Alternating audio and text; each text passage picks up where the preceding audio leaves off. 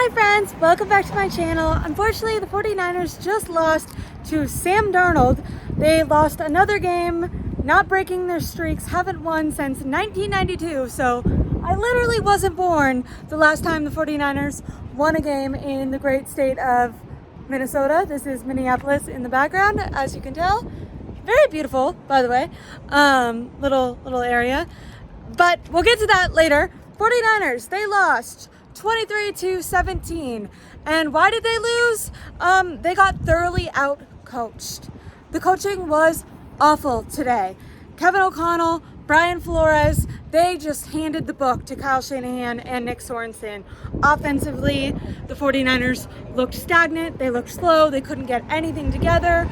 Defensively, the only highlight on defense was Fred Warner, who is just a future Hall of Famer, and the only reason the 49ers were in the game at the end. He forced the fumble, punched the ball out twice, absolutely on the goal line, by the way, both times. Just incredible performance from Fred Warner. But aside from that, they were putting safeties, Jair Brown, George Odom, on Justin Jefferson. Horrible idea. That obviously landed them some 97-yard touchdown from Justin Jefferson. So that wasn't great. Never a great day when Sam Darnold was cooking you. I didn't even know that was possible. I know Rob Strasburger is somewhere punching air. So anyways, what stood out to me, aside from getting thoroughly outcoached, was the Deebo Samuel runaround routes. They're not working anymore. They get anywhere from negative yards to 3 or 4 or 5 yards. He's okay, but it does not look good that the 49ers are paying almost $60 million to two wide receivers in Brandon Ayuk and Deebo Samuel, and that offense can't get anything going. Brandon Ayuk, he in the first quarter had, I think, 2 targets and only caught one of them. He got another couple targets, made maybe 1 good catch, and dropped, I think, 2 more.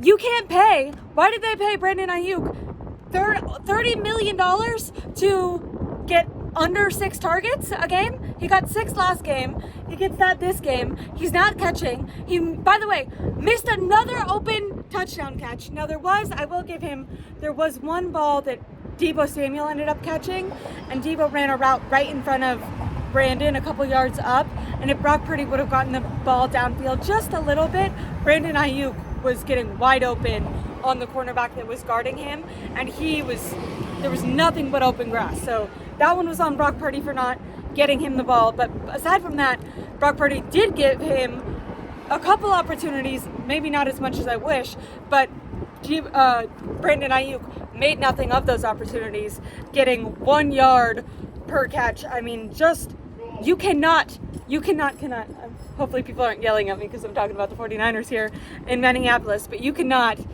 pay someone $30 million and then them get 1 yard. I mean, he's making like $1 million per yard at this point. Ridiculous.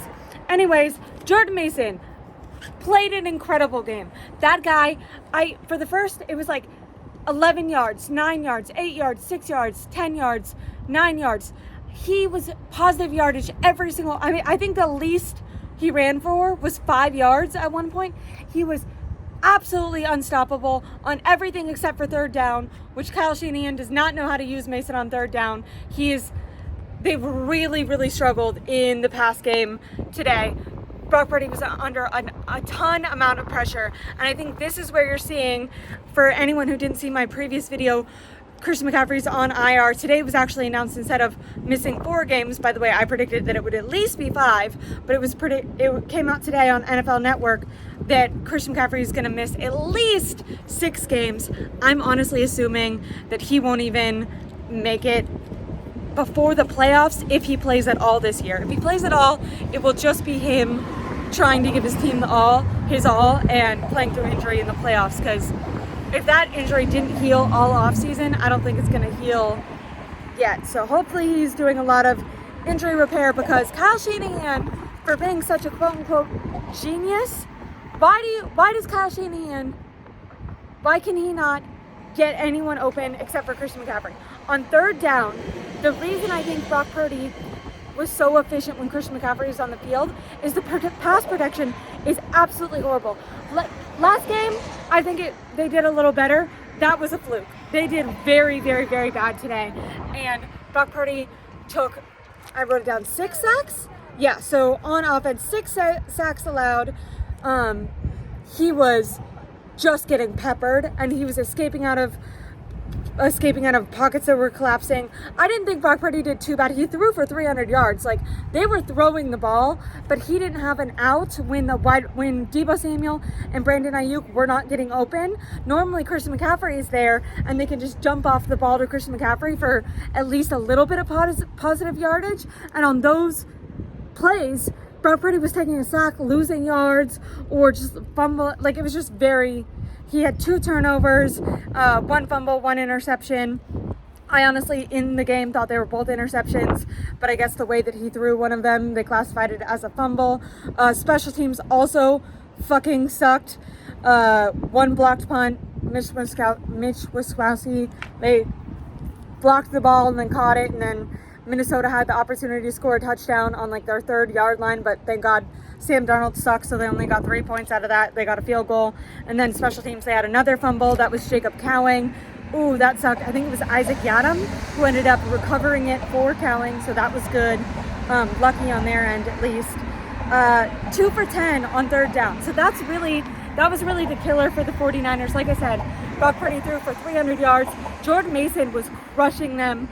But 3rd down, they could get all the way down to the field, but once they were there, they could not get the ball in. It was like the Jimmy Garoppolo offense. You know how like it used to feel so hard to score? That's how it felt not having Christian McCaffrey in the game. Like, when there was pressure, and people were getting open, there was like no one to get the ball to. George Kittle had a pretty good game. I would definitely say the good players, good takeaways would be Kittle and Mason on offense and Fred Warner on defense. Bosa got 2 sacks, but honestly, aside from the 2 sacks where he played really well, he was kind of non-existent. Sam Darnold had so much time. I can't believe Sam Darnold threw an interception because he was just sitting back there easy for the majority of the game.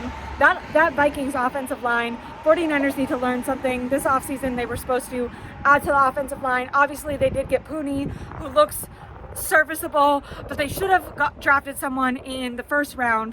That O-line is really, really struggling, but I don't want to fully blame it on them. I think the lack of creativity on offense was a huge problem for Kyle Shanahan, and the defense putting safeties, like I said, backup safeties, Odom on freaking Justin Jefferson, having Jair Brown make plays. I also felt like Charvarius Ward, it wasn't his best game. He really struggled.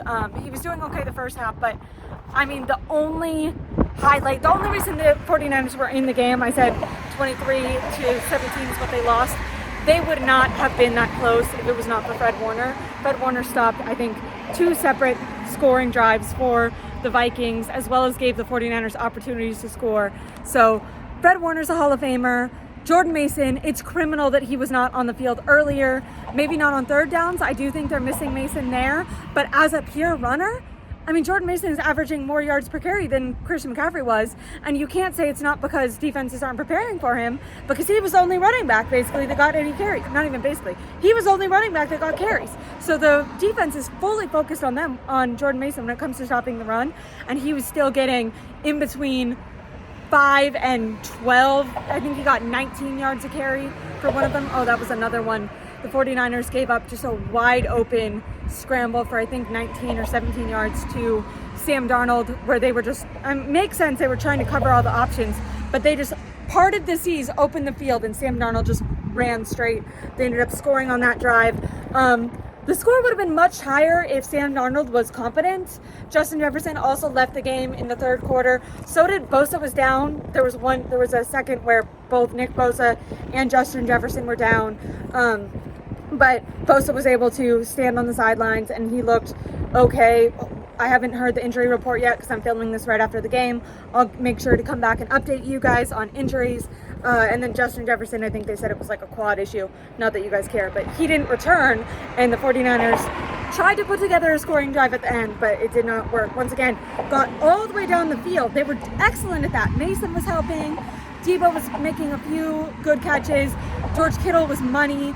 Brock Purdy was passing the hell out of the ball, but when it came to knocking it in, they could not do it. There was one in the first quarter, Kyle Shanahan was aggressive. He could have taken 3 points, and he went for the touchdown. And I actually liked that, because I do think Kyle Shanahan should be more aggressive.